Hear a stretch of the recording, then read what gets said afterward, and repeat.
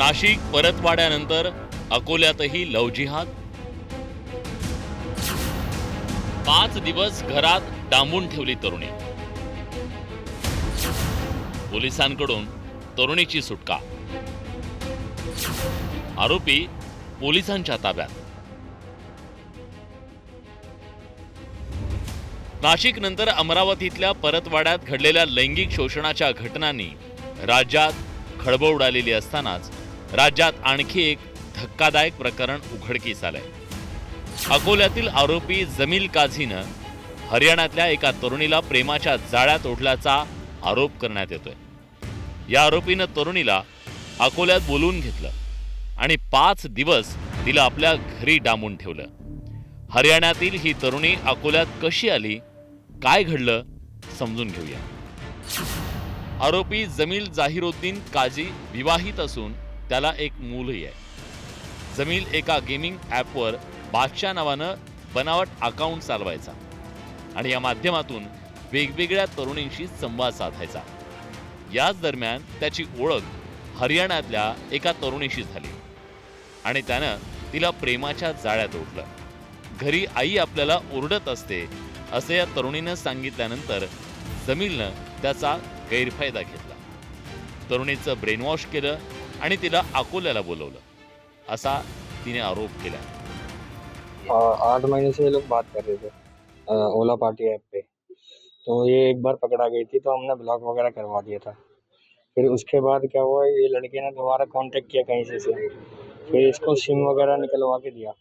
अपने वहाँ से पेमेंट करा इसने ऑनलाइन, फिर सिम निकलवाया। फिर उसके 3 दिन बाद इसने क्या हुआ, ट्रेन से लेके गया इसे पूरा पूरा, क्योंकि मम्मी थोड़ा कुछ बोल देती थी तो ये यहाँ से ये बोलता था कि हम तेरे को संभाल रहे हैं, ये कर रहे हैं, वो कर रहे हैं, तू आ जा यहाँ पे, ये वो बोलती थी.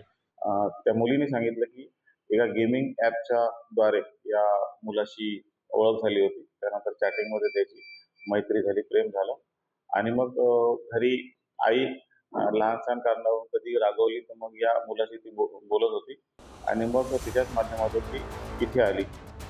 या तरुणीनं घर सोडल्यानंतर हरियाणात पोलीस तक्रार नोंदवण्यात आली. तिचं लोकेशन ट्रॅक केलं. त्यानंतर ती अकोल्यात असल्याचं आढळून आलं.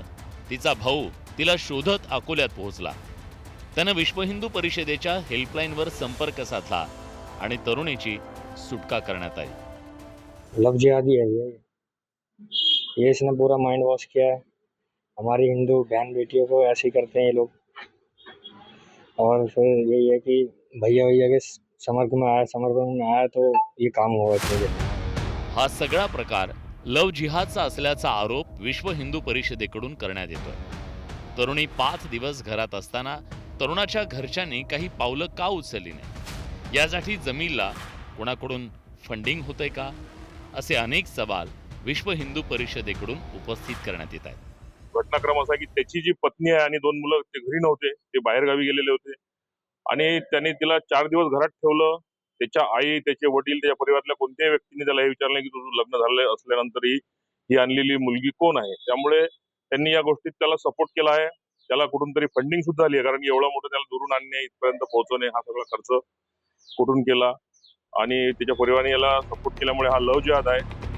आरोपी जमील काझी विरोधात हरियाणाच्या फरीदाबाद पोलिसात तक्रार दाखल करण्यात आली. सध्या जमील अकोला पोलिसांच्या ताब्यात आहे, तर तरुणीची रवानगी सुधारगृहात करण्यात आली. या घटनेविरोधात परिसरात संतापाचं वातावरण असल्यानं पोलिसांनी बंदोबस्त वाढवला. दरम्यान गेमिंग ॲपच्या माध्यमातूनही अशा घटना घडत असल्यानं पालकांनी चिंता व्यक्त केली आहे आणि पोलिसांकडून सुद्धा सतर्कतेचं आवाहन करण्यात येत आहे. कुंदन जाधवसह bureau report, news 18 Marathi, Akola.